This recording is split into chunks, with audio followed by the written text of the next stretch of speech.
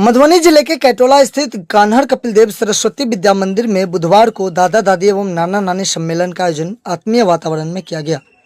नमस्कार, आप देख रहे हैं एटीएम न्यूज मिथिला। मैं हूं आपके साथ शक्ति ठाकुर। बता दें कि कार्यक्रम में करीब 40 दादा दादी एवं नाना नानी ने भाग लेकर अपने अनुभव साझा किए। कार्यक्रम का शुभारंभ दीप प्रज्वलन के साथ हुआ।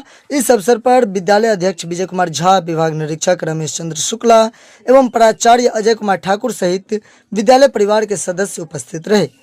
प्राचार्य अजय कुमार ठाकुर ने बताया कि बच्चों के सर्वांगीण विकास में बुजुर्गों का स्नेह, संस्कार और अनुभव महत्वपूर्ण भूमिका निभाते हैं। वहीं रमेश चंद्र शुक्ला ने संयुक्त परिवार और पारिवारिक मूल्यों के महत्व पर प्रकाश डाला।